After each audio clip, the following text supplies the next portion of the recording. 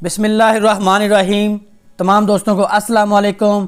दी chef test में chef Bilal के साथ आपको खुशामदीद कहते हैं जी। तो आज हम बनाने जा रहे हैं ताकत का ख़जाना, सर्दियों की बहुत ही मशहूर स्वीट डिश जिसको पंजीरी के नाम से जाना जाता है। इसके लिए सबसे पहले हमने 1 किलो काले चने ले लिए। इन काले चनों को हमने अच्छी तरह पीस कर इनका पाउडर तैयार कर लिया, यानी कि इनका आटा बना लिया। और इसके साथ मेरे पास है 1 kg देसी घी। मैंने 1 किलो घी को मेल्ट करके रख लिया।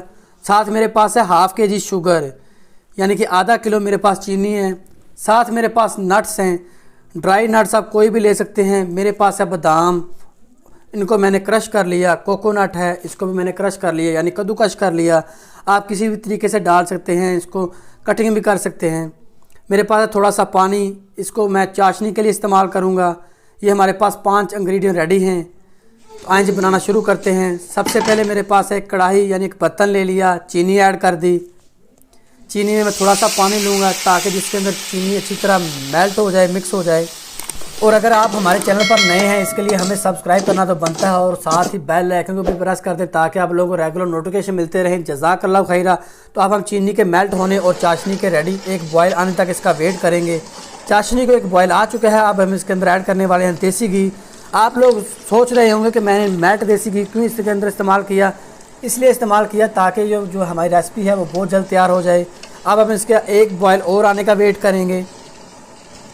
मेल्ट घी इस्तेमाल करने से चाशनी बहुत जल्दी हमारे पास बॉयल में आ जाएगी। चाशनी को बॉयल आ चुका है। अब हम इसके अंदर ऐड करने लगे हैं नट्स जो हमने क्रश करके रखे हुए हैं। आप इसके अंदर कोई भी नट्स ऐड कर सकते हैं। ये रेसिपी अमूमन सर्दियों के दिनों में बनाई जाती है क्योंकि बहुत ताकतफुल रेसिपी होती है और इससे सर्दियाँ वैसे ही भाग जाती हैं। अगर इसको ताकत के हवाले से परसेंटेज दी जाए तो इसको 100 में से 500% नंबर मिलेंगे। बहुत ही मज़े की और बहुत ही क्विक बनने वाली रेसिपी है जी। तो अब जैसे ही इसको हल्का सा बॉयल आना शुरू होगा, हम इसके अंदर ऐड करेंगे चनों का आटा जी। तो हल्का सा इसको बॉयल आना शुरू हो चुका है। अब हम इसके अंदर ऐड करने लगे हैं चनों का आटा, यानी कि जो हमने चनों का पाउडर बनाया था। अब हम इसको अच्छी तरह मिक्स कर देंगे। जल्दी जल्दी मिक्स करेंगे, अदरवाइज़ ये हमारे पास गुठलियाँ बन जाएंगी।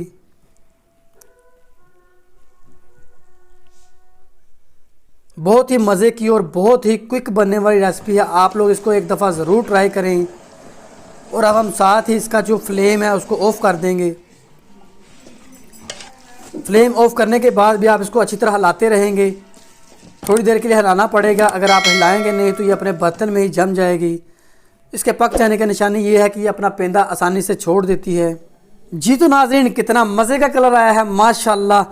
काफ़ी हद तक हार्ड भी हो चुकी है। अगर आप लोगों को हमारी रेसिपी अच्छी लगे तो लाइक करके दोस्तों के साथ शेयर करना मत भूलिएगा। जज़ाकल्लाह खैरा। इसके साथ ही अपने दोस्त को, अपने भाई को दीजिए इजाज़त। मिलेंगे इंशाल्लाह नेक्स्ट वीडियो में। तब तक अपना ख्याल रखिएगा, अपने घर वालों का ख्याल रखिएगा, अपने अज़ीज़ व अक़रबा का ख्याल रखिएगा। अल्लाह हाफिज़।